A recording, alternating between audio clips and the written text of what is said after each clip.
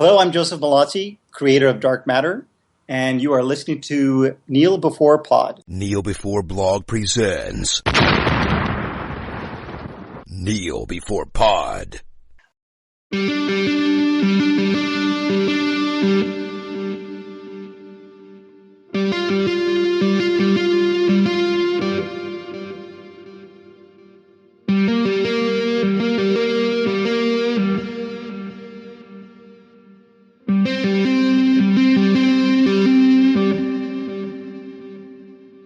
Ladies and gentlemen, boys and girls, good morning, good afternoon, good evening and good night. I am very much definitely not Craig leading this discussion about The Mandalorian Season 2.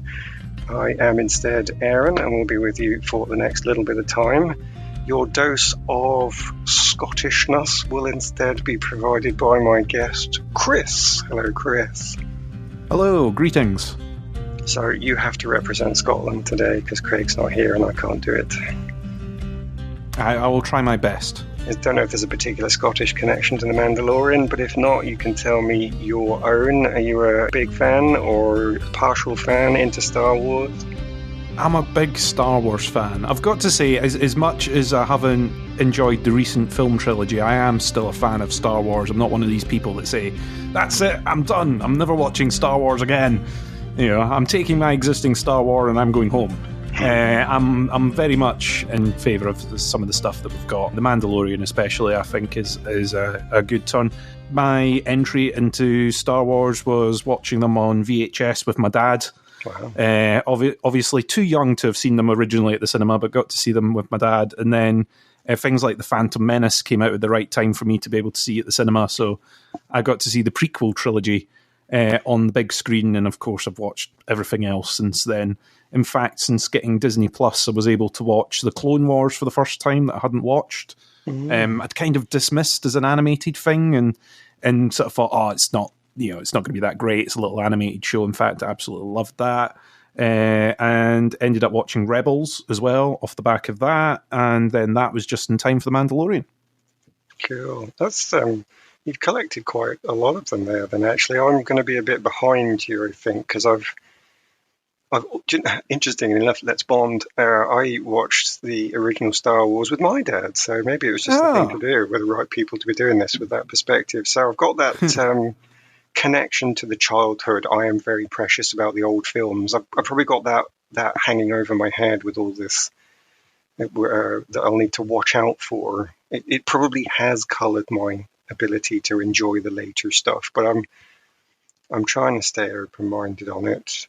And I've actually got a couple of questions on that specific subject, specifically the last three films that I'm going to bring up, in fact, later on. So we're going to come back to that point. But yeah, I'm a bit behind you because I've not seen Clone Wars. I've seen Rebels. So if we need to get into the depths of some of these cameos from some of the older characters, you might be able to provide us a bit of extra info there that I can't. But I've got questions on that too. So look forward to that. Really going to use your expertise. I am supposed to put in somewhere some sort of spoiler warning at some point. Maybe I quite fancy a little Grogu noise, but so I might have to put that in. But before I do, I will ask you spoiler-free on Season 2 then. So we're going to assume the audience is coming to this podcast also having seen, Season 1, they've got that perspective. We might not talk about that too much. We'll focus on Season 2. But one of the key parts will be, did you have any expectations going in Season 2? And were they actually met? And did you enjoy it because or even despite them? So I had some expectations. So before they started running all the press and everything for it, obviously we already knew that they were going in the hunt of a Jedi. And then, of course, we found out through some of the pre-press and the warm-up that we were going to get some Ahsoka through this. So I knew that we were going to get to see Ahsoka on screen. We were going to get to see some ongoing adventures. I wasn't really sure what direction they were going to go. I was like, is the whole thing going to be the hunt for the Jedi, or is it going to sort of branch off in the way that Season 1 did, where it was sort of lots of little mini stories, really, with one sort of overriding arch? So that's kind of what I was expecting. And my expectations were met, and I enjoyed the first season. I enjoyed this season. I do think there was a slight detriment to this season where I think maybe it spent a bit more time than expected setting up other things, but we will discuss that when it comes up. Sure. I do think I see everywhere that season 2 seem really hard. I think that's true. I think that's actually something I could sort of stolen from any discussion, though, the idea that the second thing is harder than the first because of expectations. So I think I probably felt the same way about the earlier episodes of this season, that somehow it didn't hit as hard to me as the season 1 did. And I thought, why is that? Is that my expectations? And we can get into the detail of it. But what I would say is, for the purposes of leading this podcast, I've rewatched the first 6 episodes. And I got a different feeling the second time round than I did the first time round. I enjoyed it a lot more watching it the second time round, and I still don't know why. I think it must be something to do with expectations, but I definitely agree with you. I had that feeling. There's something weird here. There's something about the first episodes. Why I'm not enjoying them as much. And then that went away on the second watch. Have you second watched anything yet, or do you not bother with it? So I almost did an immediate second watch of the first season. So I watched the first season sort of as it came out, and then did a rewatch of it almost straight after, because I wanted to see how it all sort of flowed together if you watched stuff back to back. And I got a better appreciation for the first season the second time round. And I think it was because some of it's what you're saying, where you sort of know what to expect. So you know it's not fast-paced throughout. Because I think some people were expecting something like The Mandalorian to be, shoot first, ask questions later through the entire season. Yeah. Whereas you get something that sort of is, it has those moments, but it also can plod along in its own way. And it takes its time establishing something. And I think on a second watch, you're able to appreciate some of the little details that they've put in as well, which you maybe miss because they've got something glowy and shiny in front of you, so you're paying attention to that. And then you kind of miss some of what they've done in the background, the little things that they drop as they go through, which I think you appreciate more on a second viewing. Yeah, maybe that's it then, actually. Maybe you've just answered that question for me. It's a good job you're here. I'm glad I invited you. Yeah. I might try and revisit that in my own head as we go through some of this and see if I can pick up on some of those little details then. But in order to get to that, I do need my spoiler klaxon warning. I'm totally going to go for Grogu. Expect Grogu. Systems in galaxy. With Grogu lighting the way for us, there's something I want to get done first, because I think if I don't do it first, it's going to haunt us throughout the entire podcast with people going, why haven't they brought this up yet? Which is the main cameo, the clear first violin cameo that is Luke coming in.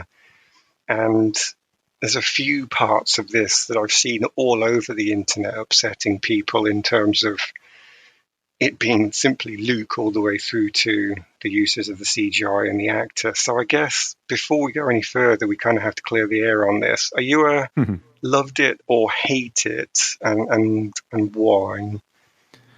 I am in. If I was to put myself in a camp, I would put myself in the love it camp. Oh. I wouldn't say that a lot of people treat the final scenes of the season like it has saved Star Wars.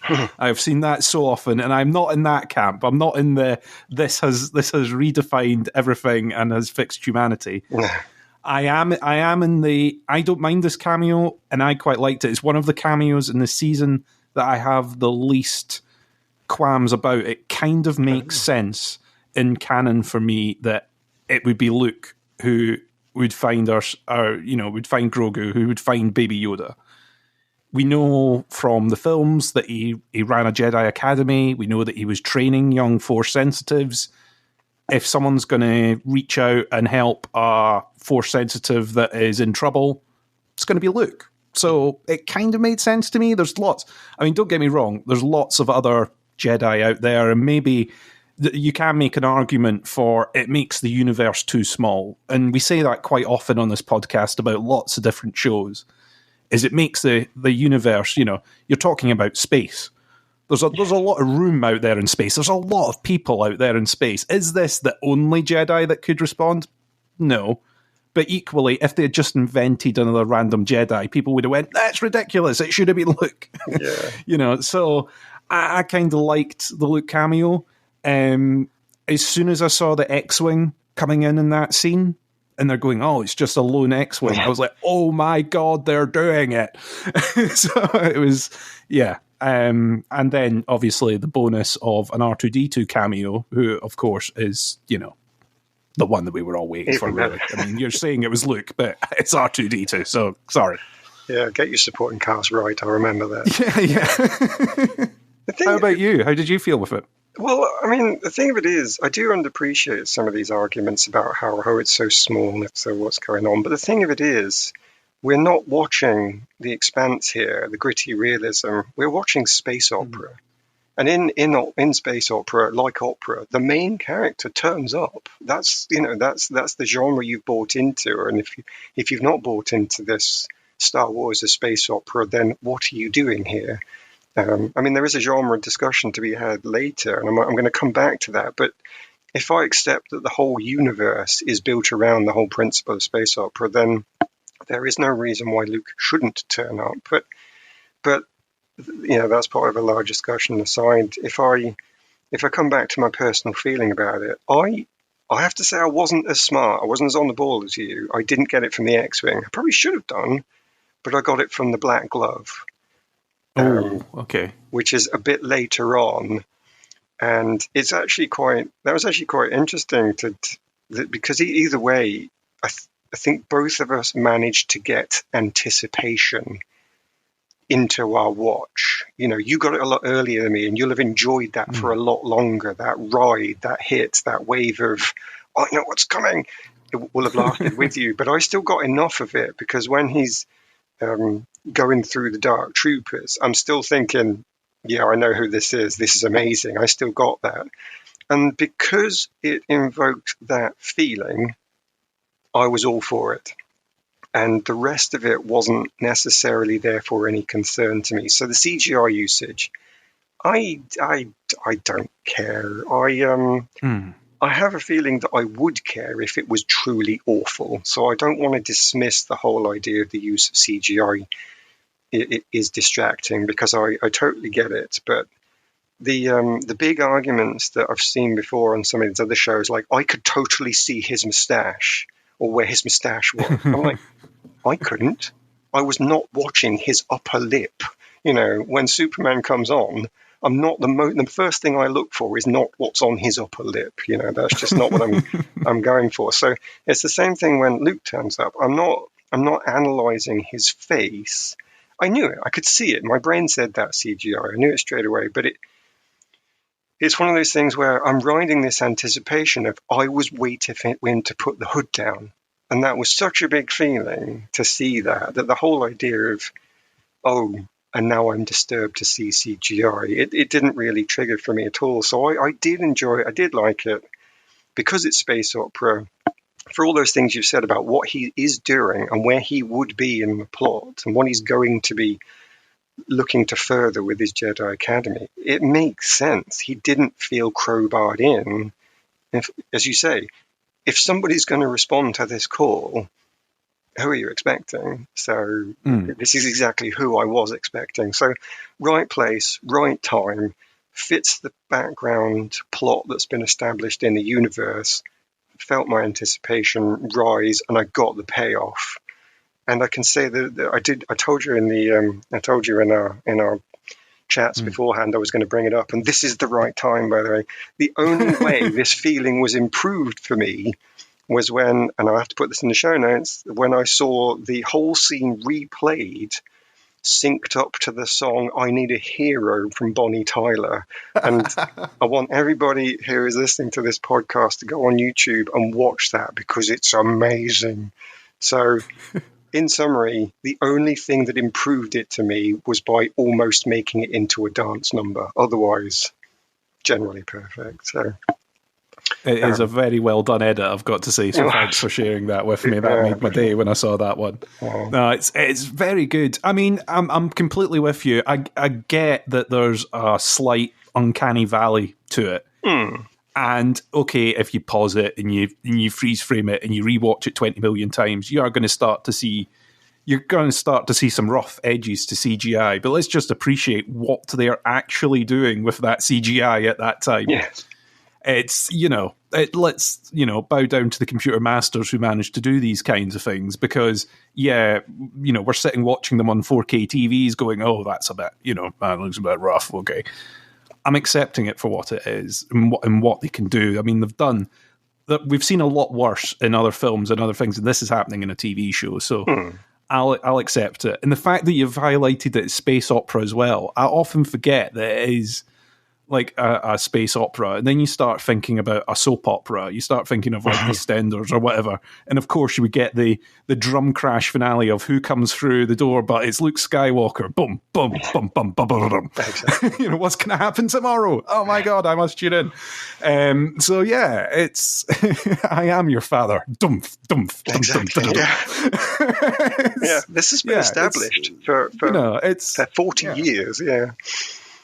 It's that thing. And she's your sister. Boom, boom, boom.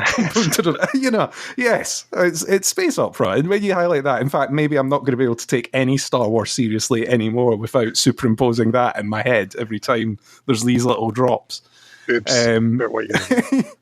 Yeah, I've just ruined Star Wars for myself and listeners. I know, I'm so sorry. Maybe we need to edit all that out. I don't know. Oh no, never. It's all coming out. I've now turned it into spacey EastEnders, and it's rubbish. But yeah, I was absolutely for the cameo. I was absolutely for R2-D2 being there.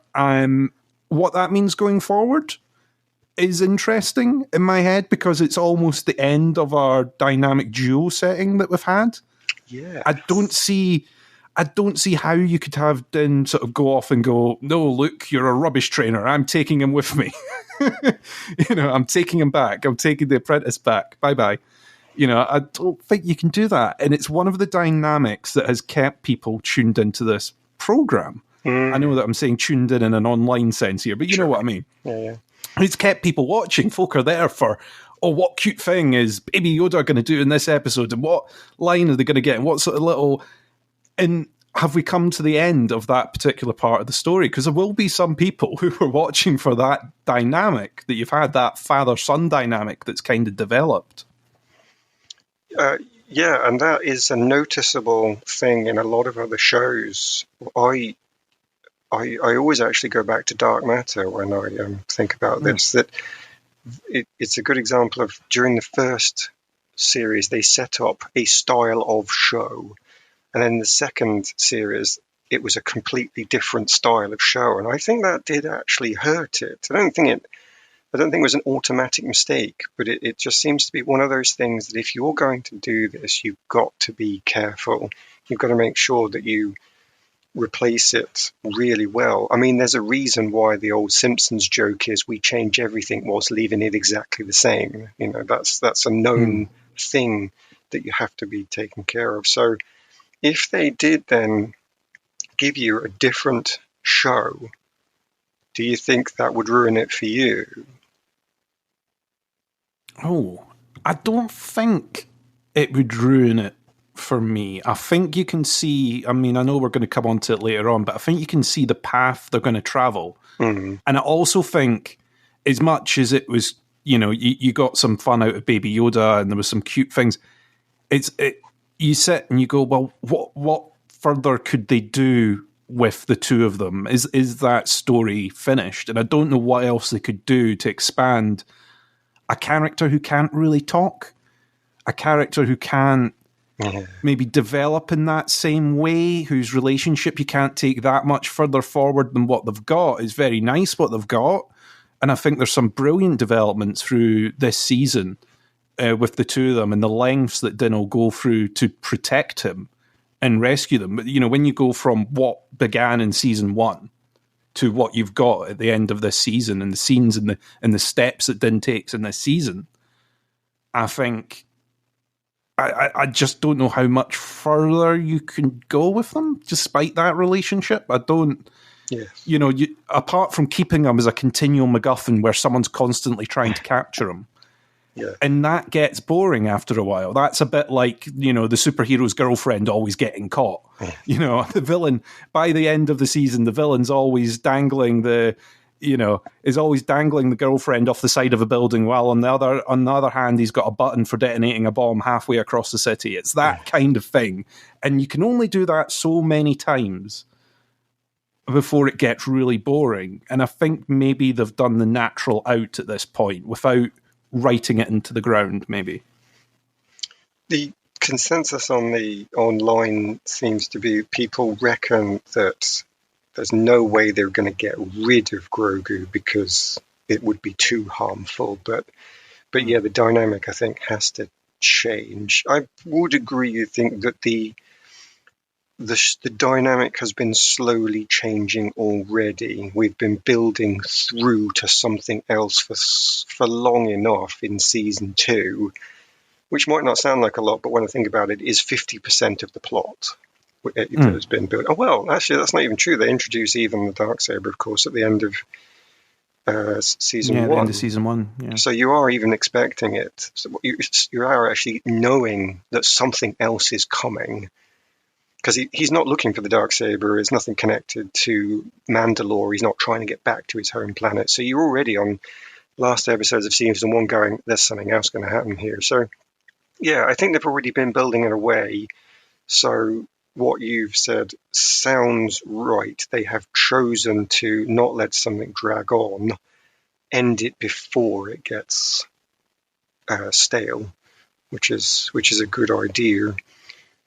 I think I'll stay on things that might make it worse, though, for a bit longer, just to keep it negative, because as I'm sure people are expecting from me, if they listen to Craig too much, don't do that, people. But things that could make things worse still, though, on the idea of bringing in R2 and to side character Luke, is there any danger here that it's been done just because the fan base would be upset if they didn't? And do you reckon that is blocking the expansion into other people, new people, that you would have preferred to see? Oh, that is a good question. I said when I talked about Luke, I said he wasn't the cameo that peeved me off the most through the whole thing. And I do think there was a slight sacrificing this season of Din's story and the characters that he maybe would have been introduced to in favour of, we need to introduce Ahsoka for an Ahsoka TV show, yes, and Boba Fett for a Boba Fett TV show, yes, and we need to introduce this and this and this and this because we're wanting to spin these off into something. Yep.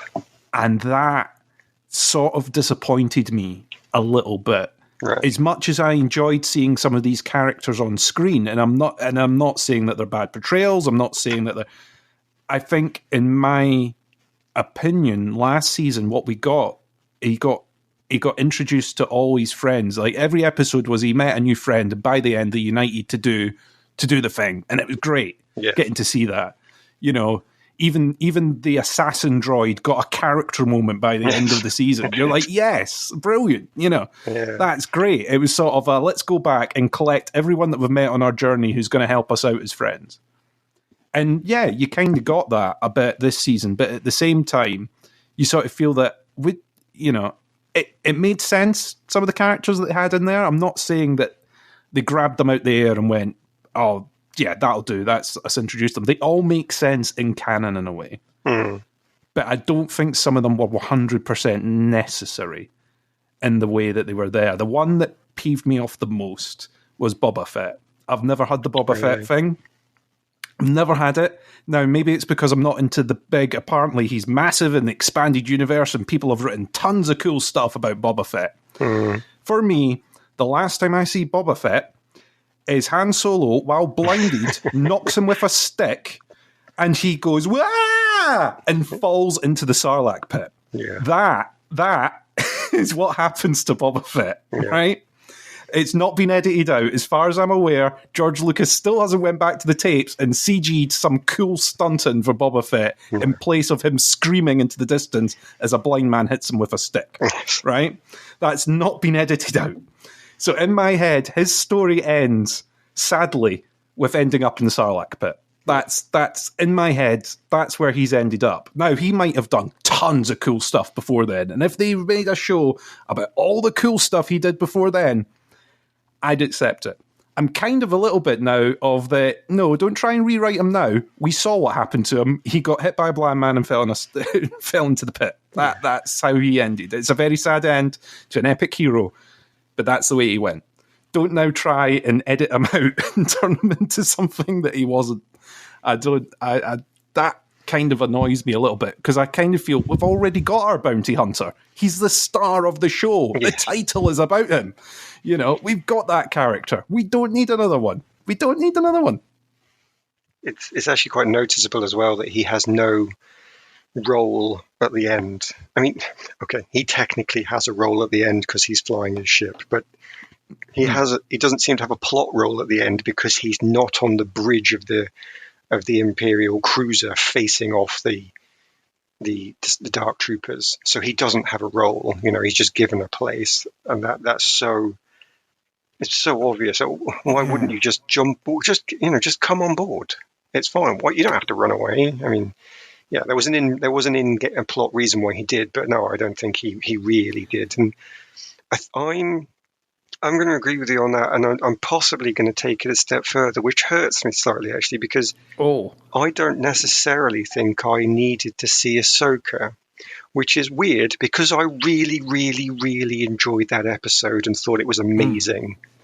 But if I try and step back a bit, I would have happily cut Boba Fett, Fennec Shan, and Ahsoka and kept it all on the main plot line of the people that we know already being the ones on the bridge. I kind of wanted to see the characters from season 1 be the ones on the bridge, and we did get that with I don't know how many of the season is it just one character from season 1 that's in the final bridge fight?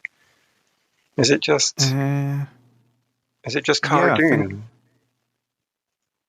Well, Fennec technically is season 1, isn't she? Yeah, I suppose. So Fennec technically, if you're wanting to expand it a little bit, and you do see other characters from the first season throughout sort of dribbled, but not to the same extent that you had through the rest, I think. I think you're right. It's Cara and Fennec are your only ones from things. See, Fennec is who I would have replaced Boba Fett with. Right, I think in an early draft of this season, it would be Fennec that you would get there, not Boba Fett. That's why I kind of think that of all the characters, the old characters that they've brought back that you could replace with current equivalents, you know, Ming-Na Wen did such a good job in the first season with that character and sort of establishing that character, and then in this season is reduced to being Boba Fett's sidekick in this one. And you sort of go, no, she could have been something in there. She could have been in a draft. You know, she could have been the one that she was tracking Baby Yoda for the money, and then suddenly turns around a bit like the Mandalorian does, and go, oh, actually, you know, I realize the reason that this former Empire guy wants it. I don't want that either. You know, have that switch around. Have another character that switches around. And I didn't see why making her a Boba Fett accessory sort of made sense. And I'm kind of with you with Ahsoka, as much as it pains me. I know, as much as it pains me, because again, I think it was a great portrayal of Ahsoka. I'm not with. There's a few people that go, "Oh, rubbish! It's not the same." Blah, blah, blah. I wasn't expecting it to be 100% the same. It's not the same. It's not the same voice actors. The voice is going to be different, of course, and they're not going to look 100% identical, because one is an animation where you can make the animation do whatever you want. The other one is a person wearing a very heavy prosthetic. Yes. You know, you need to work around these kind of things. It's not, it's never going to be perfect. And if they had made her a CGI character to try and get around some of the limitations, you can imagine that the uproar from that as well. Oh, yeah. So I was absolutely fine with the portrayal. I thought she looked great. Again, I sort of went, well, did it need to be Ahsoka? Did we need Ahsoka for that one episode? As much as I liked it, could that information have been delivered in some other way, maybe about the, could you have skipped straight to the, I've heard a rumor about a stone that if a Force sensitive goes near it, then other Jedi will return, to pick them up. That kind of rumor you could have got from somewhere else. And it looks like it fails because nobody comes to the planet, or they have to run away. And he's, I must get back to that planet, but I can't because I need to rescue the kid first. So I think he definitely could have done exactly as you described. And the thing is, the weird thing is, I don't necessarily think I'm saying I want to get rid of people as the problem. I think I do want to say that it's more that I would have liked to have seen more of what you've already introduced. I mean, I would have even been happy to see Migs Mayfield on that bridge, because he would have been the fatalistic guy. They're all going, we might survive. And he'd go like, nah, we're all dead. Dark Troopers, we're over. Make your peace with it. He's has this very realistic attitude to it all, although that was possibly already given by Cara Dune. But the thing is, I like those characters that they have set up. So there's not really much space here in an 8-episode show. So I do want to make it clear that I don't think what I saw was bad. As I say, like yourself, I loved the Ahsoka whole episode. But I did really think it was a shame to just quickly go back to the old planet to get the old characters in for one episode, really, and then a bit of a cameo elsewhere. Because it really felt like we were just cameo. Is that even a verb? I can't even say it. Bringing in our old characters as a cameo, rather than acknowledging them as real first-tier characters of this show. So it's just a shame that I didn't get to see more of Mings. It's a shame I didn't get to see more of Cara Dune. It's a shame I didn't get to see more of list your favorite character here. Yeah.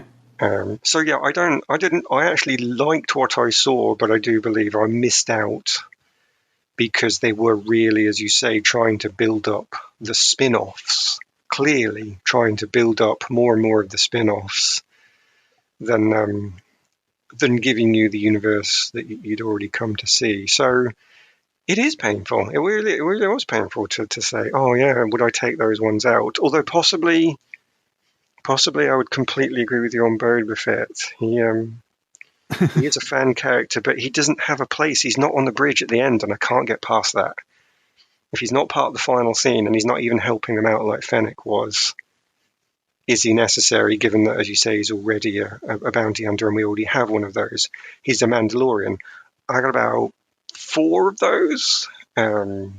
He's a mean guy that shoots people. Yeah, I got one of those. And yeah, once you start listing them all out, you think this was for the fans, was it? But I mean, my thing is, it's, okay, they want to do a TV show about him. Doing the run-up to Empire. Set whatever Boba Fett thing you want to do it before Empire. That's fine.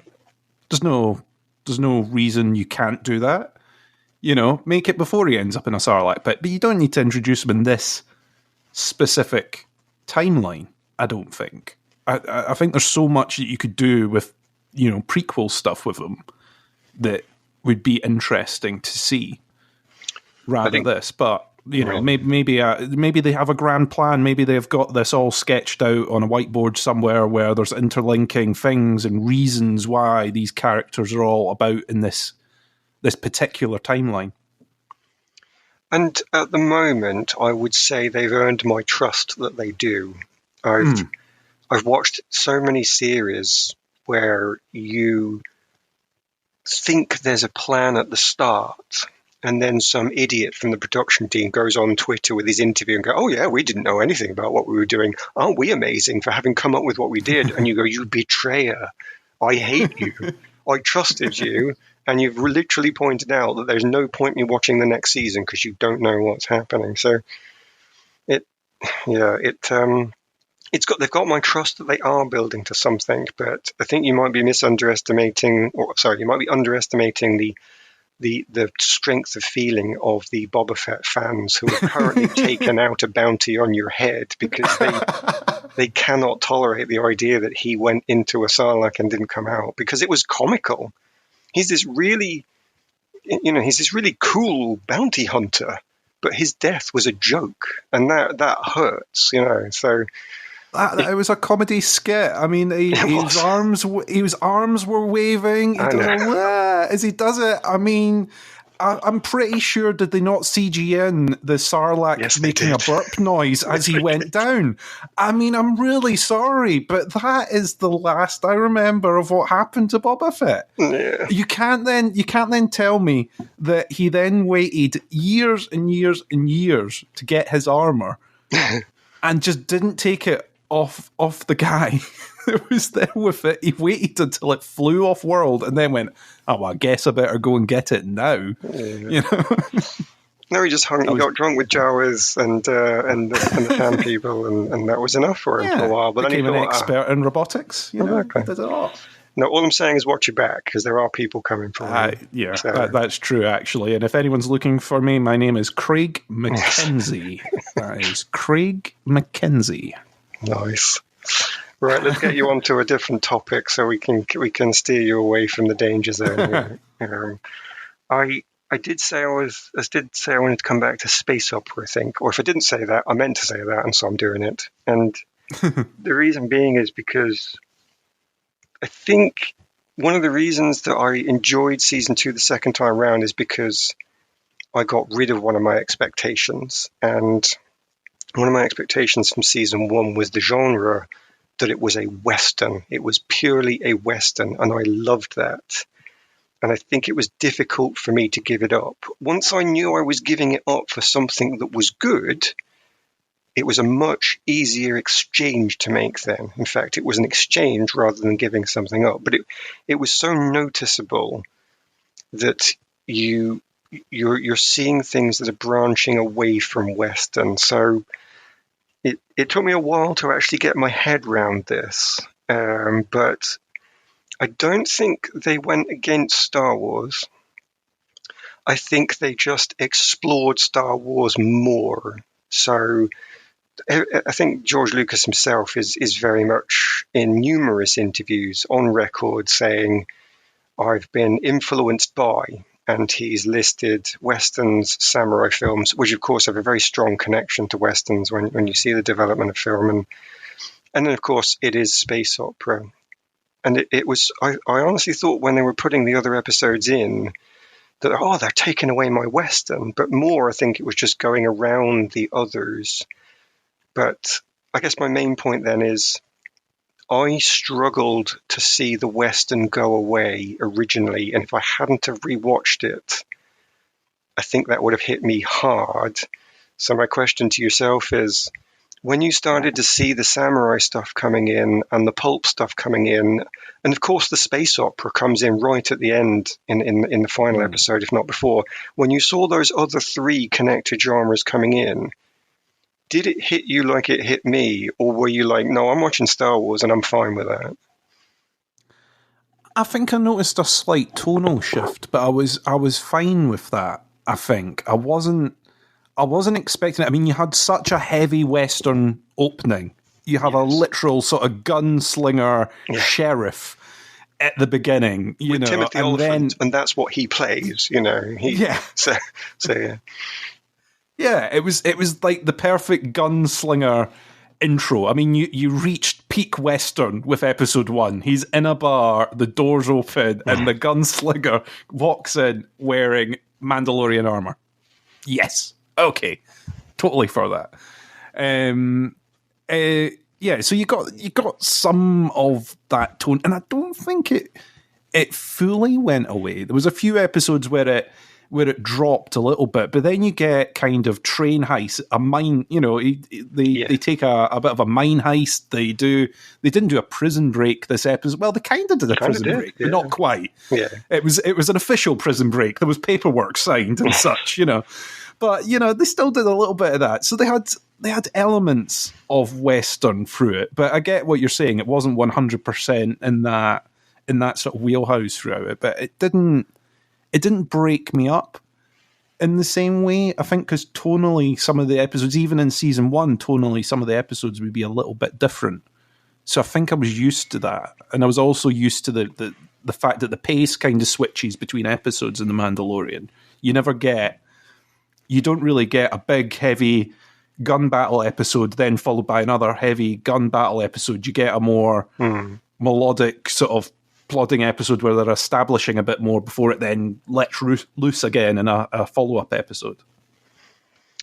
You're right that I definitely acknowledge that it is Western throughout, because it opens with the marshal. That's definitely us, and then the prison break, and they're breaking into a prison almost when they're breaking into the Imperial compound. It's not a prison, but it feels like they're trying to break into the compound, and then they have to try and escape. And the tragedy that episode 6 is a last stand. 3 people on a mountain fight a horde of angry, evil minions coming at them. So it is definitely there. But episode 2, I couldn't quite place, and that threw me, I think, because they're underground fighting a huge spider creature. And it does connect to Star Wars. I can't say it doesn't, because there's the point where the Millennium Falcon flies into a huge space worm.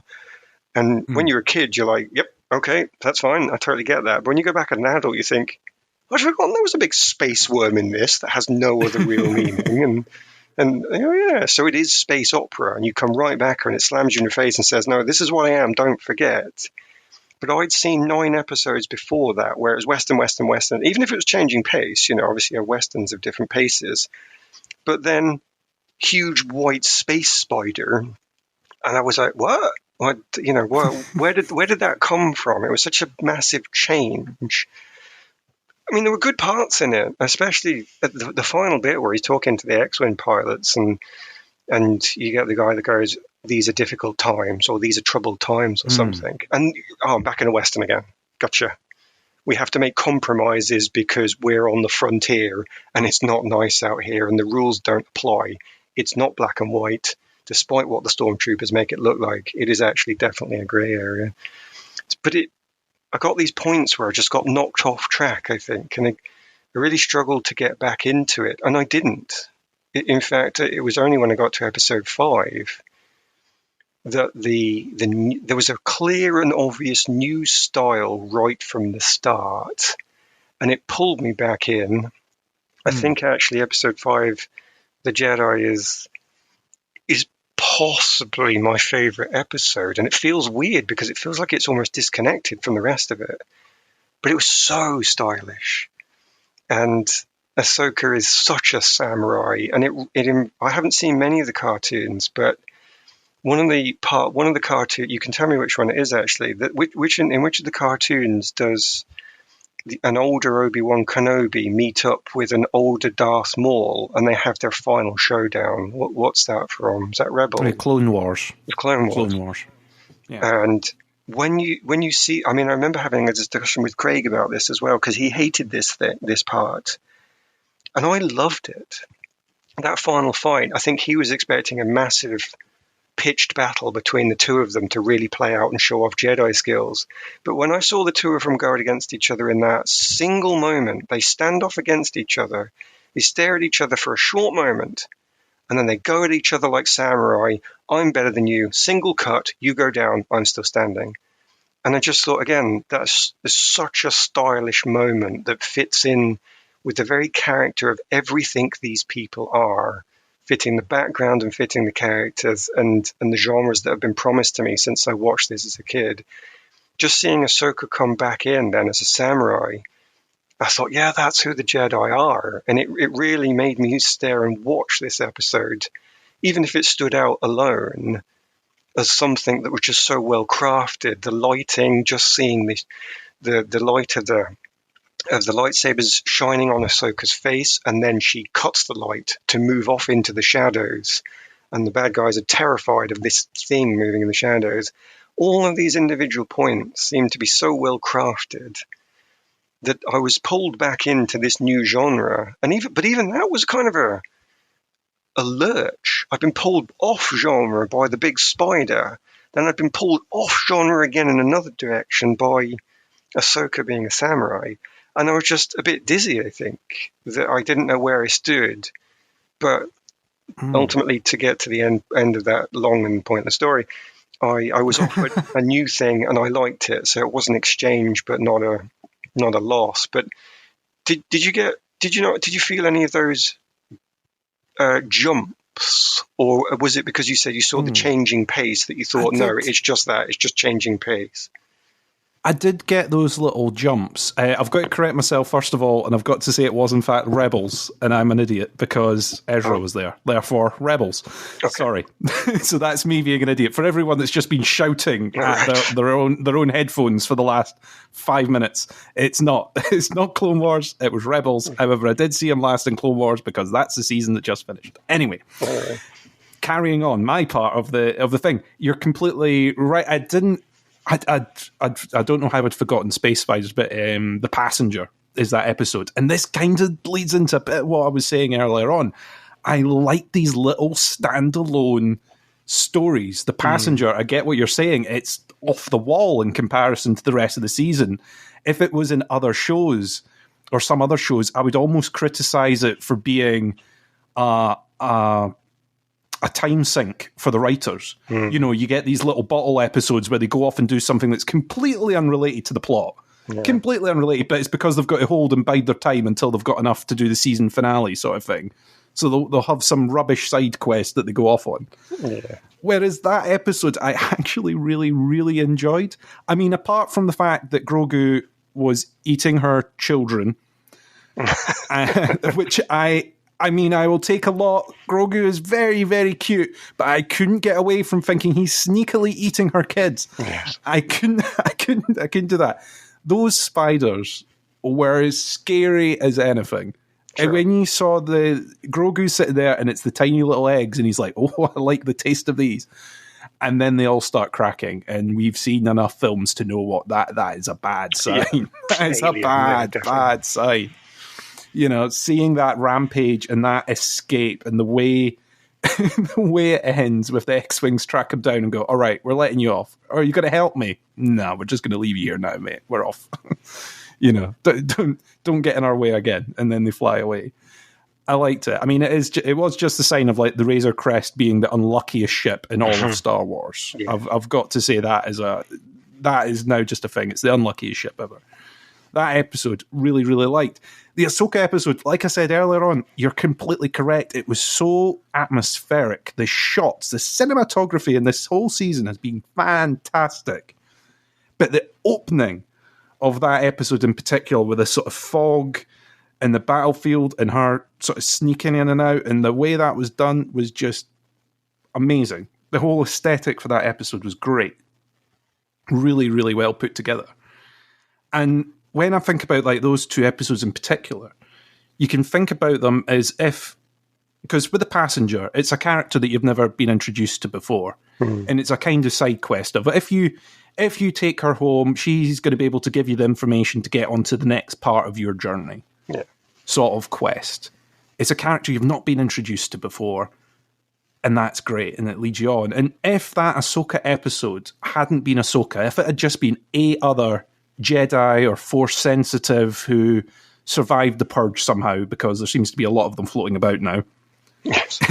if it had just been another Jedi that had survived the Purge, I still think that would have been a cracking episode, even if it hadn't been Ahsoka. And you put someone else at the heart of that, a similar-ish character. I think, again, the same people that then criticize it for being Ahsoka would then be, well, why wasn't that? You know, why wasn't that dual lightsaber wielding Force sensitive Ahsoka? It could have been, you know, we got cheated out of that. So, yeah, I kind of get a little bit of, again, universe being too small, etc., etc. However, I still think it was a really good standalone. Even if you delete the fact it's Ahsoka from your head and you go, it wasn't Ahsoka, it was another Jedi. Yeah. I think that leads into what season 1 was, which is he goes on adventures and meets characters that further his plot and that he can call on in future if he wants to. And I think it worked in that sort of format. It was a one-episode thing. It wasn't that Ahsoka was there and then Ahsoka stuck around for the rest of the season. It was a one-and-done kind of thing, which led on in a similar way to the first season. So I don't know if that completely answered your question there, but well, I think what I've picked up on is that what I heard there was you don't think it's a betrayal of anything. That it does actually match up with what we have been offered before, in that he's going around meeting individuals and he does a deal with them, or he makes friends with them, achieves something and moves on in some sort of the bounty hunter version of a little hobo. He's picking up little bits and bobs here and moves on to the next one. But so if it's not a betrayal, if they are staying core to the true value, then it hasn't changed at all. So even though I'm seeing new genres, what I think you've just told me is the genres are just the foreground. That is the cinematography that you're seeing. It's the lens you're looking through. But if you look at the plot behind it, it stayed true to form all the way through. And if you are saying that, and I'm totally putting words in your mouth here, but I picked that up on you and picked that up because I thought, actually, I think I do agree with that. And I think that's potentially why I was able to get back on track in the later episodes, and why I was more accepting the second time round watching, because I think I saw more of that. The foreground distracted me, but when I went back and watched it again a second time, I was no longer distracted by the foreground. I could see through to the plot behind it and realize season 2 is giving me what season 1 promised. So I think it does answer my question. It does it in that way. I don't know if that's what you meant to tell me there, but I think that's what I've combined in my head what you said and what I said to get to that realization. So I'm happy with that. I feel better now. I feel like I have managed to reconnect with the episodes 1 to 4 in a good way, rather than just a sort of a random way. I'm not going to leave genre alone though quite just yet. I do have one more thing on it, because it's still in my head as a thing, because they have played around with genres so much. It to me raises the question that they might play around with genres more. That this doesn't necessarily need to stay foreground. The lens you're looking through, it could actually go deeper, and we've had promise of other series. Something like Andor could be a spy thriller when they expand upon that character. They could go full Battlestar Galactica with the Rangers show that's coming up. Lando is got to be a heist film or a gangster film or something. Surely he's just got to be the good guy rogue that we were sort of promised with Han Solo, but then didn't think we actually got to see. Maybe that's our second shot at that. So as my last thought on genre, would you want them to push the boat out more and go into military, spy or gangster? Or do you think staying with the space opera and just teasing Western samurai is the right way to go? Well, for the other shows? For the other shows, because I think Mandalorian your pitch has got me, I've got to say. I do want to see those different tones, but in a Star Wars universe, in a Star Wars setting. I don't think there's anything that says that you can't. I mean, if you look at a lesser extent, I suppose, to Star Trek, for an example, putting the two together on a podcast is very deadly. However, I'm going to attempt it. It's all right, you've got a bounty on your head. So I've got a bounty on my head already. I'm going down with guns blazing. But you've seen recently in Star Trek, they've done Lower Decks.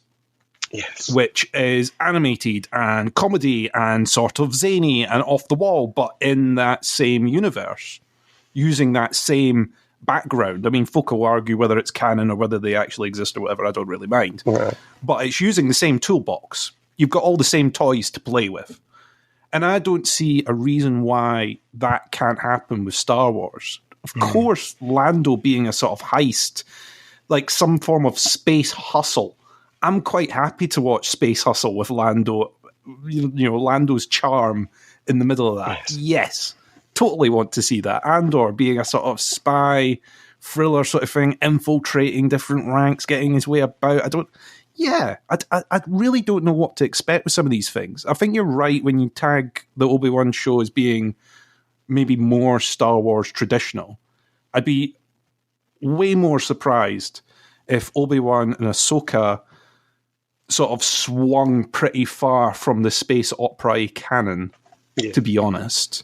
Whereas with the other ones, like the Ranger show and Orlando, anything like them, I would sort of expect those to have a genre, and it would help to differentiate them from the other shows.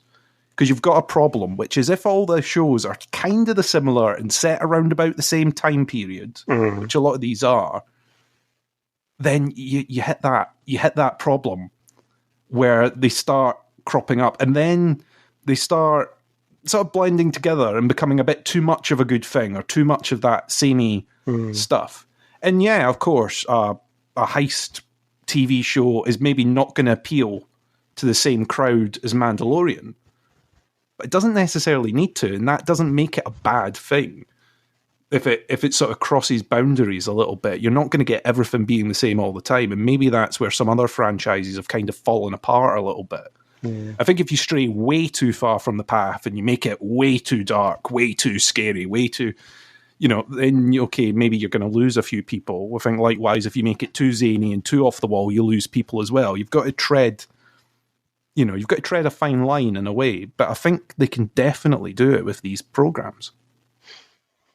I think I would like to see it as well.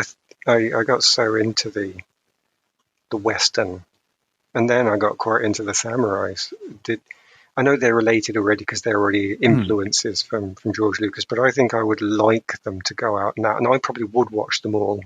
Something you said on a previous podcast, I think, sticks in my head as well, where you said because some of these are short, it helps that if there are only 4 Obi-Wan episodes, then you don't need to worry about it being this massive influential thing. It can just be dip your toe into this and have a look at it.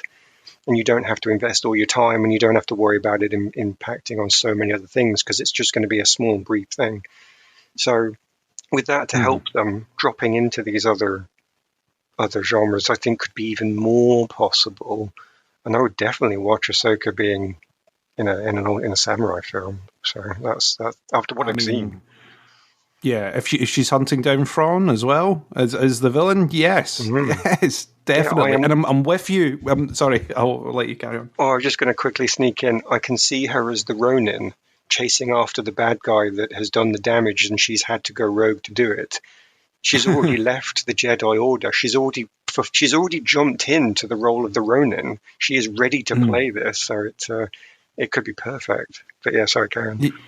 Yeah, exactly. The sort of rule breaker who can carry on. And what you were saying about episode length, not episode length, season length. I mean, I say so often on this podcast, and folk will be fed up of hearing me talk about it, which is these waste of time 5 or 6 episodes that there'll be of every Arrowverse season that there is out there, where they do nothing whatsoever. It's just there to fill the spot because the CW needs to sell adverts in that spot. The advantage that you've got with Disney Plus, and they have fully embraced it, and I love the fact they've done it, is they've done the number of episodes that they need to tell the story, and they've done the episode lengths that they need to tell the story. They do not need to stick to an hour format so they can sell a 4 advert block. They've not done that. They've done, does this story need 38 minutes? Yeah, okay, let's make it 38 minutes. Does this need an hour? Yes, let's make it an hour. Yeah. They stuck to that. And it means that they can edit it creatively, they can be strong in their decisions. They don't need to leave a load of fluff. They don't need to leave a load of B story in there that goes nowhere just to fill some time that they need. And I think they're better for it. And if they've embraced that, and hopefully they have with these other shows, as they've went to the writers, right, make it the length it needs to be. Okay, don't run away with the money. Yes. Don't run over the top with your episodes. Likewise, we don't want a 15-minute episode. But listen, just don't pad it. If you don't need it to be long-winded, don't make it long-winded. Don't give us loads of fluff in the middle that we don't want. That's pointless. Just take it out of the way. People will love the show anyway. If people love the show, they'll love the show. If you put tons of nonsense in the middle, folk will just drift off and lose interest. Yeah. So I think that's a way that they've made it stronger. Well, bonus question then, because I literally just thought of something just now that has been a controversial point on many a discussion I've found myself either reading or being involved in, which is sort of a connection to this. What do we think we have to do? And one of the big ones is, do we have to get Jedi in? And there's one person who might listen to this, Craig, it's you, who might feel picked on when I say this, and I think I might be slightly picking on him, and he's not here to defend himself, so the tough, which is the Jedi. Do you have to have Jedi in something? And the argument is you shouldn't have to have Jedi in something, and I don't want to see Jedi in everything because, oh my God, I'm sick of Jedi. And some people are saying, why did they have to bring Jedi into The Mandalorian? Could you have not done it without it? But the more I look into this, the more I'm slightly bothered by that argument coming from certain corners of the internet, we won't name anybody, is because the cartoons seem to have made it okay. You know, there are so many cartoons out there, but haven't they all had Jedi in them? So every time we've ever done anything in the past, we've found it okay to put Jedi in. And now I'm thinking it seems completely unfair to say, oh, but The Mandalorian shouldn't have had Jedi. It's not really a question I can put at you, but I'm thinking that it just bothered me. I don't see why The Mandalorian couldn't have Jedi. It seems perfectly reasonable. But the question I would put you then is, where do you stand on that? Do you think we are forced to have Jedi in all of these things? And does it make it bad? I don't think you necessarily need Jedi to make Star Wars work. I think the first season of Mandalorian proved that. Yeah. I'm trying to remember now if there was much in Solo. I think there was some sword fighting, but I don't think it was lightsabers.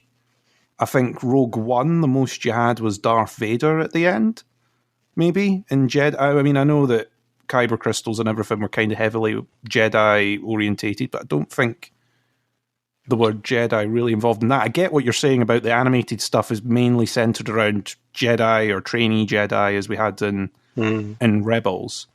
But I don't think it's necessary to make it a show. If they come up, then they do. I think your trouble in the time period with The Mandalorian is this is supposed to be after the Jedi Purge. Yes. This is after the Jedi Purge and after the Empire. This is meant to be after the fall of the Empire. You've got remnants of the Empire floating about. Yeah. This isn't supposed to be in a time where if you look under a rock you find a Jedi. Yes. And I can get why maybe people would be a bit upset about finding a Jedi being, oh, well, you speak to two people, and after speaking to two people, you've found a Jedi. Yes. You know, I can kind of get where they're coming from, but the show does pain itself to a slight extent on making Din sort of unaware of what a Jedi is. And part of that made it slightly more unbelievable for me. Oh, really? That, you've not heard stories about what happened to the Death Star. You've not heard, would people have heard of Luke Skywalker by this point? After what's happened, would word have sort of shimmied around a little bit, maybe? Well, maybe not. I just thought not, actually, because he was one person who was on the bridge of a massive ship, and nobody would have known that. All the attention would have been on. Do you remember that princess who went through the jungle full of cute teddy bears with an army of people and started twatting stormtroopers? That would have gone in the news. And so, but when you think about it, though, I think I'm going to have to concede the point, though, because there used to be a Jedi Council in charge of various things, and I don't think they were secret. No, it was never. I mean, they were, in the beginning in Phantom Menace, it's sort of touted as these are the law and order officials that come in. They're galactic law and order. Yeah. If situations are getting in trouble on planets and there's disagreements, then you've got Jedi negotiators, and if that doesn't go well, there's fighting Jedi. Yes. They're getting sent in as peacekeepers. They're a big part of the thing, and that's why I struggle when they go, "Oh, what, you mean like a magician?" And you go, "Really? Is it dropped to that point now already?" There's this myth of these conjurers, these sorcerers who were around. I think that's roughly the way it was put by the. I was going to say metalsmith. That's completely the wrong word. Armorer. There we go. That's the word. That's the way it was put by the armorer. There's these conjurers, these sorcerers, these people who were force sensitive who could do things, and you sort of go, really, is it sort of downgraded to that now that it's not really known about? But maybe it is. It's all down to legend. There's the majority of them got wiped out by the Purge, and there's not that many of them. So I get the argument when people say that it shouldn't be as simple as ask a couple of folk and a Jedi will pop up, because if that was the case, a lot more of the Jedi would be wiped out by that point. It wouldn't have taken the Inquisitors long, because they would ask two people, find a Jedi, and do their business. It wouldn't, Darth Vader wouldn't have had as hard a time trying to wipe out the Order. So I get it. But again, we come spinning right back round to what you said at the top of the show, which is soap opera. Yeah. These people, these characters are going to pop up. Right. I've already said my piece about whether it necessarily needed to be Ahsoka. And don't get me wrong, completely interested in seeing her show, really looking forward to what story they put forward with that. Whether it's a story that I'm expecting in my head or not is something completely different, but looking forward to that. I have no problem with Jedi turning up. I do think there's a slight point where you go, hang on, when is there too many Jedi surviving the Purge? But again, we've already said, universe is a big place, lots of Jedi. I think, to be honest, even though I've brought this up as a challenge, I'm actually going to have to do the right thing and concede the point already, though, that after the Purge, you'd expect to see fewer Jedi. So I'm actually going to concede the point on that entirely. But, the one thing that I am glad about him not knowing what Jedi are is because it brings up it allowed for my favorite quote that I really want on a t-shirt, which is, "You expect me to search the galaxy for the home of this creature and deliver it to a race of enemy sorcerers." And that's just my favorite line ever. And it's not possible unless you can call them Jedi sorcerers. So I will concede the point, but I liked what came out of it anyway. So I guess I'm doing a bit of a Donald Trump and not actually conceding properly. So in order to cover up my evil, let's move on to the next topic, which we might have already covered for the benefit of the audience at home. I've given Chris a list of characters that might be worth talking about. I'm going to ask him now, is there anybody on my list that stands out as somebody that you thought was, this was so well done, or I hated this person, and it's worth us talking about here? Well, because I've kind of covered a couple of people on this list already, and we've not really mentioned it much, I'm going to speak about Bo-Katan, cool, which I really liked. So you've got Bo-Katan and the other Mandalorians are introduced in this, which, now I've said, did we necessarily need Ahsoka? Did we necessarily see Boba Fett? Did we necessarily need Bo-Katan? Maybe not. However, again, it's another Mandalorian that we know is out there and kind of makes sense to show up, which has been sort of my argument and has probably been the writer's argument throughout. It's another Mandalorian that we expect to come up. I think the way she meets Din, the way it's sort of explained of, you're one of them, when it comes to not taking the helmet off and everything like that. Like the way it's done. I like the fact that she's still wanting to liberate Mandalore. She's still fighting the fight from what appears to be a pretty small ground that she's got at the moment. She's slowly trading up to bigger ships. Don't get me wrong. She's obviously on an upward trajectory here, but she's starting out from pretty small. I mean, that seems to be her winning a bigger battle cruiser in the first episode where she's introduced. I can't remember the episode name. It's completely gone from me. But, she's winning her battle cruiser in that episode. And you see that there's a trajectory of movement. I liked seeing that character put back on screen, and the fact that it was the same actor doing it. Mm-hmm. You've got Katie Sackhoff back doing that character. Loved that. Thought it was really well, and she just fits it. Obviously when they made the animation, they obviously sort of based it roughly around her. So of course she fits the part when they put her on screen. As much as everything I've said about Ahsoka still stands in that way, I did like the fact that they let Katie Sackhoff come back to the part, and even the stuff that she put online as well. Her dad, who loved Star Wars a lot, she put a picture on Instagram after the final episode aired of her dad sitting on the bridge of that. It's not a Star Destroyer, it's like a battle cruiser, isn't it? She put a picture of her dad beaming on the side of the battle cruiser, just on the set. And that warmed my heart, because I'd love to take my dad to a battle cruiser. I'm not going to get the opportunity to do that, but made me smile a lot. It's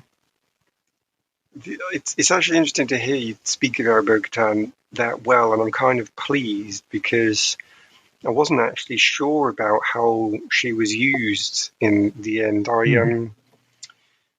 I think she was the most relevant person to be there, more relevant than Boba or Ahsoka, because she is a Mandalorian, and it's a show about Mandalorians, and we want to see some of the variations, and we want to see some of the trouble that Mandalorians have. And it's kind of difficult to establish that with only one of them, especially one who's definitely on the edge of things by his upbringing. So I definitely wanted to see more Mandalorians. Strangely, I didn't feel that her episodes hit as hard as the others, though. She needed to be there for the plot, and she was, and the plot was done well. It's just, it seems so unfair that Ahsoka got a really cool cinematic experience that was just like, watch me. There's no threat there. You are going to watch this episode, and the episode was right. I couldn't take my eyes off it. And I'm not sure Bo-Katan gets such a strong camera focus, and it's good and it works, but it didn't grab me as hard as that. And Boba Fett was just, the fan base likes you. Please be on camera doing cool things. And it was just so obvious that he got to do the cool things. And we've spoken about that already, so I'll move on. But he somehow he seemed to get more of the stage than seemed reasonable. So I felt like I wanted Bo-Katan to have more. But the thing is, she's going to get more, because one of the reasons I think she is the most critical part to this is, of course, she will step in to create the buddy movie with our main character, probably, I guess, in replace of the father-son family drama that we had with our main character in Grogu. So she's potentially there as a blatant setup for Series 3, and she's going to get all of her really cool stuff coming up. So I liked seeing her. I thought she was good. There's just some part of me that thought she was cheated out of a bigger stage. And I don't know what that stage would be, but I saw hints of it. My favorite parts of seeing Bo-Katan on stage were her interactions with the Mandalorian, which already shows how I think she's been downplayed slightly, because I enjoyed her in conjunction with another character rather than by herself. But to bring out those moments, when she does the, oh my God, don't be upset. We've just stepped on your little pride because you're Death Watch and you won't take the helmet off. And she just kind of calmly point out to him, sorry, we do something differently. I got to see Mandalorian politics. I get to see what it means to be a Mandalorian, where the problems are going to lie and where the schisms are going to lie in Season 3. Let's put a planet together as if we all completely agree on everything. I object. But we just fought together to get our planet together. I object. And it's exactly what happens in rebellions across the earth. Anytime you see, pick the best or the worst rebellion you've ever seen on planet Earth, as we've already got. A group of people come together with a common cause, saying, we will fight the evil. And what's the first thing they do when they defeat the evil? They all turn on each other. And you can just see that coming. And I'm just looking at it going, oh my God, this is going to be awful. These people that I'm seeing come together as friends are going to fight, and I'm going to hate it, but it's going to be real and I'm going to love it. So it was a promise of something more, but it could only be delivered with the Mandalorian. She couldn't get a cool scene by herself, which Ashoka could get. And then you got the bit at the end, which is possibly my absolute favorite moment that convinces me that Katie Sackhoff is a really good actress, and I should be watching for all of these moments. But the look on her face when the very evil guy on the floor laying there is explaining why she can't take it, and I'm loving this. This is like a party to me. And you see the politics of the Darksaber, and it's real world politics, because they actually acknowledge on there that it's the story. It doesn't have any spiritual powers. It's not a being created by midichlorians and can do this, that, and the other, and we should bow down and worship it like Jesus. No, it's a black lightsaber. But the politics and the story connected to that, oh yeah, you better pay attention to that, because if you don't, a whole planet of people are not going to like you. And you can just see, you just see like Katie Sackhoff's face, her head just turns slightly to the side, all of her muscles are clenching up, and she's like, I really want to take that and I can't. She's almost ready to explode and take the whole cruiser out with her. And it's this amazing moment. So I love what they did with her, but I think she got 2 moments on stage, and I think it's a promise for season 3. I'm actually glad, though. I think you saw more in it than I did, which is good, because I think she deserved more. But it does make me wonder: what do you reckon I've missed when watching those Mandalorian moments that I've not really appreciated properly? Is it with the other Mandalorians or the types that they are?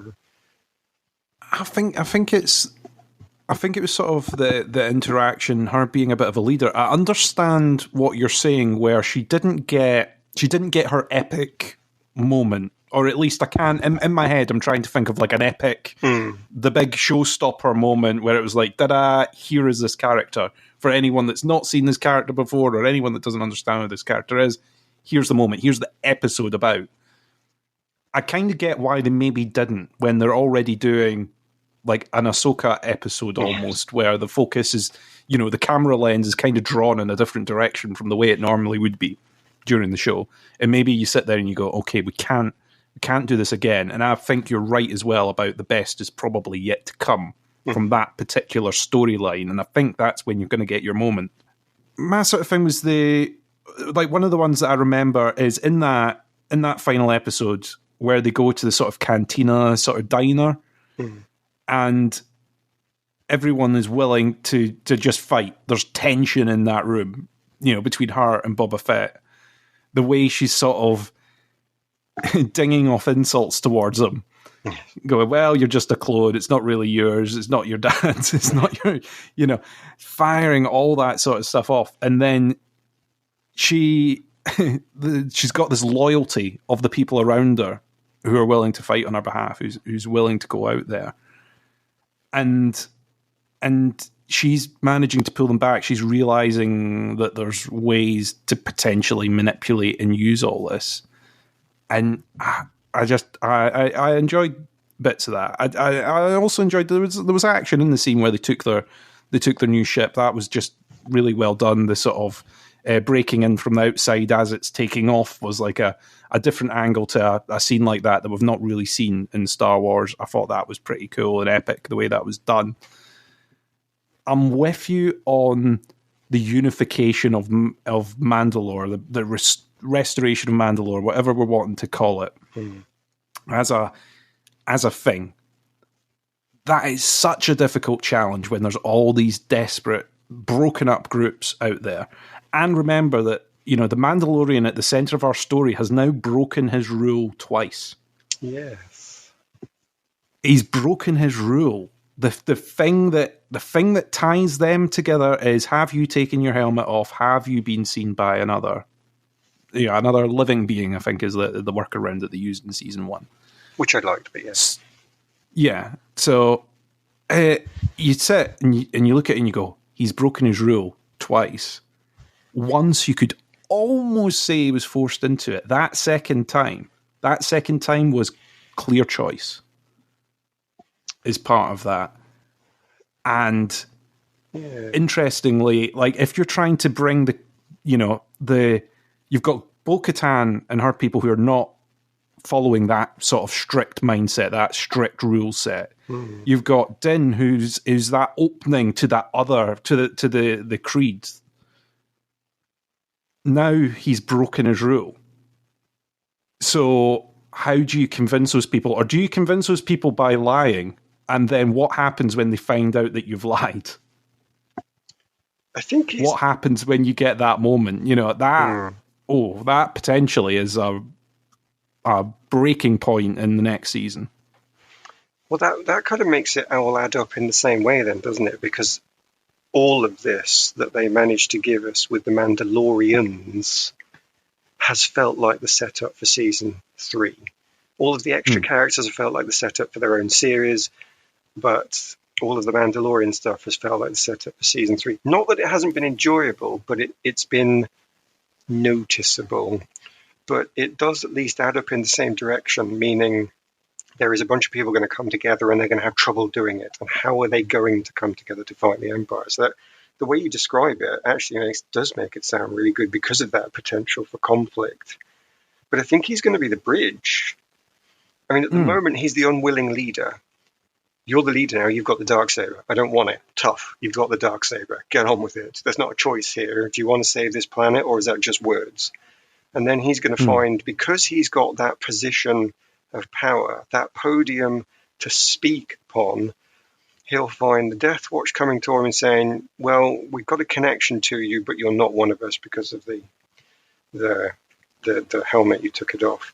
You've got Bo-Katan and her people going, well, we've got a connection to you because you helped us get the Darksaber and you put us on the right path, but you're not one of us because you broke our plan and our leader can't have the Darksaber. So he's with all of them and he's with none of them. And that's the perfect position for us to be watching as the viewer, that politics play out, him being stuck in the middle, bridging them all, trying to reach out to all of them and potentially not managing to hold the hands of any of them. So I think the way you've described that says, I really want to watch season 3 because I'm really going to look forward to that politics. It brings me back to the thought that it's going to be a totally different show again, because how is he going to carry on going around the universe meeting individuals when he's got to be the center of the politics? So now I've also talked myself into, I've no idea what's coming in season 3, but I'm definitely wanting to see it based on what you've discussed. I might chuck one more thing at... Oh, no, sorry, you go on. Oh, yeah, go for it. No, it's all right. I was going to say, it leaves him, like you say, at the end of the season, it leaves him in an interesting position because he's got no mode of transport to get about by himself in the first place at the moment, right? The ship is gone. Unless he gets himself something that has been impounded by Moff Gideon, maybe. There'll be some around that where, there happened to be a shuttle in the shuttle bay and it's, it's a former bounty hunters. It's perfect for you kind of thing. Okay, they can write around that. I think, interestingly, okay, so he's got the Darksaber. Maybe he doesn't want to rule. If no one else is going to take the Darksaber, then he's going to take it with him. So even if you begin the season with him reluctantly possessing the Darksaber, but wanting nothing to do with it, it doesn't mean that someone doesn't want the Darksaber and doesn't want to get it via combat. Yes, he's almost enabling that. Yeah, he's almost it's like if he goes away and he goes, right, I'm going back to my old stomping grounds. I'm going to do my own thing, or whatever he decides to do. He's still going to be carrying the sort of magnet that's going to draw trouble his direction from any Mandalorian or anyone that wants to lay claim is going to have to win it through combat. He's going to try and give it to them, and they're going to go, no, I'm going to fight you for it. I'm going to take you for it. So I think it's an interesting position. So you still potentially could get that little bit of going about and meeting people. And I suppose part of that going around and meeting people could be going around meeting other Mandalorian clans, outcroppings, villages. It's that trying to pull an army together, trying to convince people that the time to fight is now, and the reason why is because I've got the Darksaber now. So, are you convinced? No, we're not convinced. All right. Can I do something to help you out? Sure, defeat this massive sandworm thing for us. Okay. So you've still got elements potentially of what you've got, but I think you're right. I think the tone of the show next season is gonna swing slightly away from this space western and maybe move into something else. And I'm not too sure what, but I'm probably there for it at this point. You have just awoken in me the idea, though, that he just throws the Darksaber away from thinking, I don't want this, so I'm just going to get rid of it. I just sell it in a pawn shop. And then a few episodes later, somebody turns up angrily and he says, what do you want? And the guy has obviously been to the pawn shop to buy the Darksaber and has to throw it at Din Djarin's feet and say, pick that up, because even though I bought it and I own it, I still need to fight you for it. And it'd be this crazy standoff where the politics is floating in the air, but it's almost comically awful because nobody's obeying the rules, and yet the people who really want to rule have to obey the rules. It could either be too ridiculous or it could be really brutally awful. But I'm going to look out for that. We are moving towards thoughts about season 3, though, which does bring us towards the close of what we're doing. But there is one thing that I cannot end this podcast without talking about, and you might have your own, so I'll ask you in a minute. But I've got 2 things. Sorry, tough. I need to talk. I'm important. You're not. Sorry. You've got a bounty on your head. I'm in charge. So you're the boss. The quick one is Baby Yoda less cute now he has a name? Is the very character of not having a name something that gives him, the property of not having a name something that gave him extra cuteness? Good question. Or is he just equally as cute to you now, irrespective? I think he's equally as cute. The things he did were equally as cute as a character. I think the fact that he didn't have a name for the first season was okay, all right, I'll take it. I think the fact that they kind of got outraged and started going, it's not Baby Yoda, it's a Baby Yoda-like creature, or whatever they're like. It's called the child, everyone. It's the child. Call it the child. And we were like, nope, it's Baby Yoda, because it's a baby that looks like Yoda. Therefore, Baby Yoda. It's like, nice try with the paperwork, everyone, but, no. We're not going to be calling it the child. We love that that's what you called it, and it's very, very cute. But you knew that as soon as it went on screen, everyone would go, it's a Baby Yoda. The fact that they didn't, produce enough toys for it early enough, I think is kind of hilarious. But I think it was still cute. And the moment, or the moments that you get, I think it even carries on into the next episode. I think it's the way they start the next episode, is it not? Where he's just saying the name over and over, over and over and over again to get the reaction, the little head tilt, every time. And it is just so sweet a moment. He's delighted that he knows its name.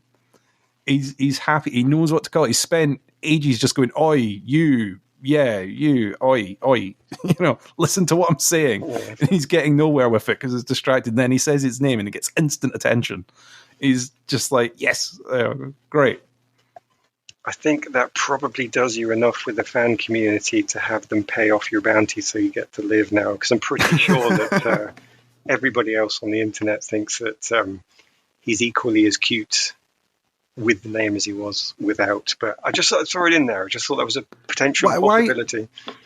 I'm interested in why did you think that it potentially diminished it in some way? The whole idea of him being called Baby Yoda has the word baby in it. The whole idea of him not having a name gives him an extra vulnerability. And once you've got Grogu in there, he's a known quantity. And I think he's now protected. He's got a father figure, and that almost seems solidified when they can bond over his name of Grogu. And they're definitely father and son. when that is happening. You can almost see in the American context, they're pretty much almost throwing a baseball to each other at that point with the little silver ball thing that he keeps carrying around. So he seemed more real and less vulnerable. And part of me, I just thought, it was just a thought that flashed across in my mind. I thought, I wonder if the world sees it. Obviously, still cute, undeniably so. But I wonder if he's relatively slightly less cute because of that definition and that protection. I don't think I felt it. I don't think I felt it was a massive detraction, but it was just this random. I can't call it philosophical thought because it's certainly not that important. But it just one of those things where your imagination runs away with you. So I am pleased that you and the internet, probably at large, thinks he is still as cute. Do you know the thing that would diminish Baby Yoda's cuteness for me, or Grogu's cuteness for me, would be if he started talking, or even if he started talking in Din's mind. Yeah. He started sending him messages. Yes. If anything like that started, I think that would diminish his cuteness. Like if he was sitting there eating random stuff in the back of the ship, and then you get the sort of voice in the head going, these are delicious. Yes. Then that, I think, would break it for me. That would be, no, Baby Yoda is over. It's done. You've killed it. It's not happening anymore. I think it's the fact that he doesn't talk and he needs that sort of protection. And because I can't remember what age they said he was, as much as they're saying that the race, obviously has a way longer lifespan than average.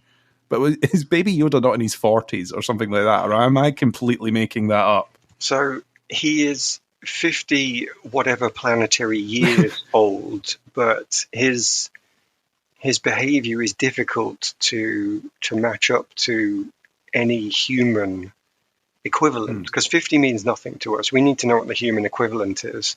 But he sounds like a newborn baby, but he acts a bit like a slightly older than a toddler, I think, because he can move around, he can see stuff, and he can express himself with action, even if he can't with words. But why then does he use baby noises? And I'm perfectly prepared to believe any description or explanation you come up with, like because you're in a race that ages differently to us, your physicality evolves quicker than your mentality.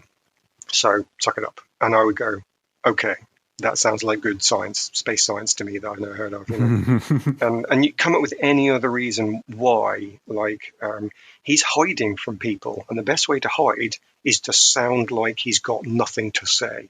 Brilliant. Again, I follow that and that works, but it's too difficult to try and put a human equivalent age on him because of that. So the fact that he's 50 years old means nothing because we don't know what it is. And we can't work it out from Yoda, because if you kind of go, Yoda was 900 and Grogu's 50. So I'm actually going to get my calculator out. How old is Yoda in human years, do you reckon? Give me what you reckon he is. 180? Oh, well, Yoda in human years. What's his human equivalent? Oh, I'm going to say like 150, 200. Oh, so he's human years. Even older than that, right? Okay. I think he's even older than that, because, the way that other Jedi talk about him is he's been training in the temple for years. Everyone remembers getting their lightsabers with Master Yoda kind of thing. So I'm saying he's got to be in his hundreds because of the age of the Jedi Masters, I'm thinking. Right, so if he's 200 years old, that would make Grogu 11, and you're thinking, that's not right. So let's do him as if he was 150 divided by that. That makes Grogu 8. And again, it doesn't work. So you can't even really use Yoda's age to work out how. Well, maybe you can if somebody came online and said, well, actually, your equivalent human age is this, and you've been doing your maths wrong. Okay, you win. I can't challenge that, but I'm still saying it's too difficult to do it, even from the data we have. So, yeah, up for debate. There will be canon somewhere that says what Yoda's equivalent. There must be. Yeah. There must be somewhere where it's scribbled. Yes. But I don't have that kind of knowledge stored away in my brain. I don't have much knowledge, and that's definitely not one of the things. I'm lucky I'm remembering what podcast I'm on right now if it wasn't written in front of me. Well, you've done well for the time we had. So, yeah. It's good. But speaking of the time we had, I've got one more thing I want to throw at you before we finish. But is there a part of Mandalorian Season 2 that we have not spoken about that you loved? It doesn't have to be, but I wouldn't want to miss your favourite thing if there's a danger.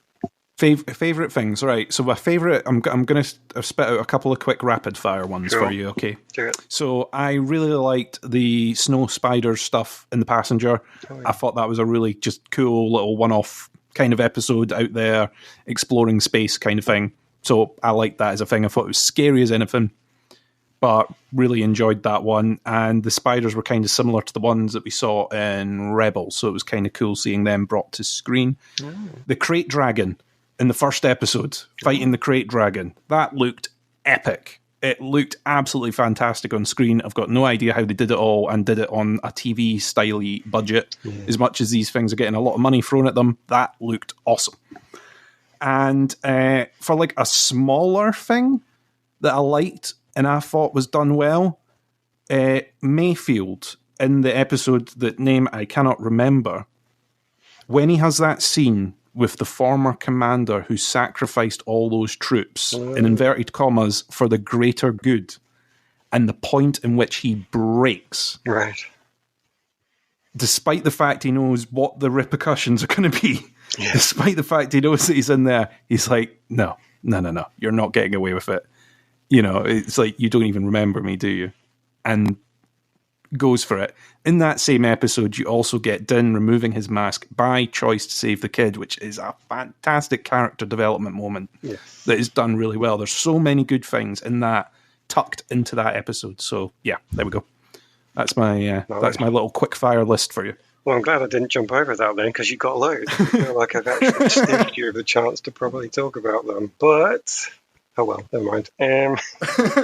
What can you do? Invite you back to the Mandalorian Season 3, I guess, and then we can keep talking then. But I cannot let you go without talking. There was two big controversial points, I think, to the Mandalorian Season 2. I opened with one, which was the Luke cameo, and I'd like to finish on the other, as all proper bookending is done, which is to get your thoughts on the effect of the Mandalorian Season 2 on the recent films. And I specifically took a note of what you said in your intro on your connection, because you said you weren't necessarily into the most recent 3 films, you know, the actual third trilogy, because I've been seeing quite a lot of stuff going on, teased really early on when Dave Filoni was wearing his T-shirts of Ashoka's alive, question mark, and then Ashoka's alive, exclamation mark, and and everybody was sort of talking about, oh, what does this mean? What does it mean? And then as we start watching the Mandalorian, and everybody's talking about the fact that this character is coming back, and is this character really going to get killed off just so she can appear as a voice of the dead in the 9th film? Which, amusingly enough, I can't remember the name of the 9th film. Good grief. Help me out. Make me sound less stupid. What's the name of the 9th film? So we had... Force Awakens was the first one. Yep. And then... Is the last one Rise of Skywalker? That sounds right. Oh my god. The last one is Rise of Skywalker. Now, what's the middle one? Although it's the 9th one I want. It is the last one. So that's the one I need. I need Rise of Skywalker then. He quickly Googles, embarrassingly. Yeah, do it. Star Wars films. I'm totally leaving this in, by the way. I'm not cutting this out. No, you can't do this. Okay, The Last Jedi is the middle one. The controversial one's The Last Jedi. There we go. In fact, I think the 3 of them are now controversial. But anyway, the controversial one at the time was The Last Jedi. There we go. Dear me. Oh, have I even shown myself up completely wrongly? Which is the one where you get all the voices of the dead Jedi, and then was it actually the controversial one? The Rise of Skywalker was all the different voices at the end, wasn't it? It was the big moment where, So we've got a set of films saying that Ahsoka is definitely going to die. Or we logically assume that. And then we've got somebody who created this character, who loves this character, who has put a lot of effort in, who's on record as saying, the reason I didn't put her in series 1 is because I was so afraid of getting her wrong, even though he helped create her and should be the most confident person to bring her back. But is this person really going to allow her to fall into a setup where she does die just so she can get a crazy weird ghost cameo in a film that isn't maybe as popular as some of the others, if I can just chuck that out there without offending anybody. So there's been this controversy then that I've been slowly and boringly building up to is, will The Mandalorian and the other 10 shows that are coming with it undermine or rewrite those 3 films that come afterwards, potentially using the idea of time travel and alt verses that I think was introduced in Rebels or Clone Wars, which is Rebels. the one where... I'm not making that mistake again. Rebels had it. Because controversially or uncontroversially, that's where Ahsoka comes back from, I believe. Yes. So they've established in the cartoons already that we can play around with time and alt verses if we want to. So what do you reckon? Do you reckon that they are going to keep the canon of the 3 final films, or do you reckon they're going to take advantage of what the cartoons have established, that we can go into alt verses and other timelines if we want, and actually effectively say ours is the real timeline, which is different, we think better maybe, and get rid of the last 3 films? Oh, it's difficult. As much as I did not particularly like the trajectory that those 3 films went on, and I think my main thing that I've argued against them is they just weren't plotted out. They don't flow sequentially. They don't flow even with the motivations of the characters. There's things that are picked up, dropped, picked back up again. There's things that are just rewritten, scribbled all over the place. I've got so many things that I didn't follow with them, and they should have stuck with the same writers throughout, or they should have had the same team throughout to make sure that the films had a kind of flow. That's where my argument with those films are, really. I think they've got time travel as an element in Star Wars. It's been seen. It's possible that they could do it.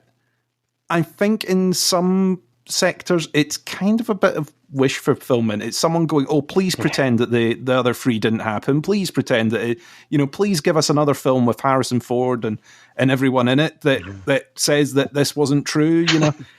I'm sorry, you're not going to get that opportunity. I really don't think you are, because on that same hand, on that same thing that they're wanting to do there, are you wanting more CGI Han Solo, CGI Leia, CGI Luke? Is that what you're genuinely hoping for out of a time travel time twist, or are you going to set it earlier? How are you? I don't know. I really, really don't know. I kind of don't want them to at the same time. I was really disappointed with the way it finished out. I think there's some fantastic elements in those films. I'm not going to say that the whole thing was a disaster. It wasn't. There were elements of it that were great. There were little bits of story that if they had been followed through, I think would have been fantastic. I think the problem is that some things were just let go. But I don't think you can erase it. It's the same way as people wanting to go back and redo prequels. Yeah. It's some people now are looking at the prequels as a heyday in comparison to the recent 3. After panning them for years, they're now going, actually, on a rewatch, I've decided that my new favourite order of running films is this. So, yeah, they could do it. Will they do it? I don't think so. Will it be through the force of the TV universe that they do it? Again, I don't think so. I think you've still got the potential of great stories set before those films. I still think you can run off and you can do, Solo, okay, was a bit of a disappointment, but I really liked Rogue One. Yeah, I think the fact that they're revisiting some of the characters in the TV universe sort of in this in-between period that we've got, the fact that they've included Luke in The Mandalorian does kind of open the door a little bit to, we could set something that's in between these. You know, we could have a 6.1 of a film. You know, we could do that. Yeah. There's nothing that says that they can't insert things that happened before. Yeah. And I think people need to remember that what you've seen now doesn't diminish your original viewing of the other films. I have great memories of watching the original trilogy. You know, I've got great memories of doing that. It doesn't take those away. No. Those films are still there, as much as they keep getting tweaked with every once in a while. Those films are still there. You know, there's probably, you know, another hour's worth of dialogue or something that's been edited in the time that we've done this podcast. But the films are still there. You can still watch them if you want. So, you know, I get that they maybe wish that time travel would be involved, but maybe isn't necessary. I mean, what's your thoughts on it? Or, do you know, I was just thinking of my wording on this, and I'm actually going to prevent myself from answering because what? I don't want to end up on the dark side at the end of this podcast. Oh, what? So I can't. But I want the dark side to, No, I can't answer. I can't answer that question. That release your hate. Come on. So release your hate. That'll have to come out in a different podcast, I think, because it's not good. We need to end on the light. So. All right. Okay. As closing thoughts, I'm going to say, to end on the light side of things, I was totally involved in the Mandalorian season 2 as I was with Mandalorian season 1, even though I got knocked off course for a bit. It did enough to make me watch the first 4 episodes again, and then I was actually totally on board. And I'd already loved the end anyway. Everything about episodes 5 through 8 I really enjoyed, and then I was able to go back and actually really enjoy episodes 1 through 4 again on a second watch. So I'm totally into seasons 1 and 2, and based on the stuff we've been talking about, despite some trepidations about where this goes, now it kind of has to change tack, even time jump maybe into season 3. Between our chat here, I've actually managed to talk myself into being very excited about season 3. So I really want to end my own commentary on the light side. So I'm going to do that, and that's going to be my word on it. So you can give me your last thoughts on it and see if you want to go light, dark, or even the grey side of the neutral force. Oh, yeah, that's an option neutral now. Force. Yeah. The neutral force, yeah, that is a way. I'm the light side. I'm with you. I'm looking forward to this next season. It's interesting that you bring in a time jump, actually, because I didn't even... Because it's sort of run sequentially so far, I didn't even think about doing a time jump, because like I said, at the end of this, he's not got a ship, he's standing there with a Darksaber on that bridge. Like the next season could pick up immediately from there, or it could do the 5 years later in a galaxy a long time ago, you know. I'm looking forward to the next season. I'm looking forward to seeing what the adventures are, what the state of play is at that point. I hope that they really hone in on the Mandalorian. I feel that they've done their launches for the other TV shows this season. Let's focus on the Mandalorian. This third season could be his final season. This could be the completion of a journey of this character. In my head, that's what this season coming up is. But maybe that's just because they've not introduced the new shiny to me that he's going to take forward after this. But that seems like finding his people, taking them home, is kind of his thing. It's an extension of his story with Grogu, really, on a grander scale, and I'm kind of all for that. I feel good that we've all ended on the light side. So, taking heart to that positive note, thank you very much, Chris. Thank you also to the YouTubers whose Mandalorian themes you'll hear at the start and end of this podcast. DSC for his guitar cover and Artificial Fear for his metal version. Links in the show notes. And to all the listeners, ladies and gentlemen, boys and girls, good morning, good afternoon, good evening, and of course, good night.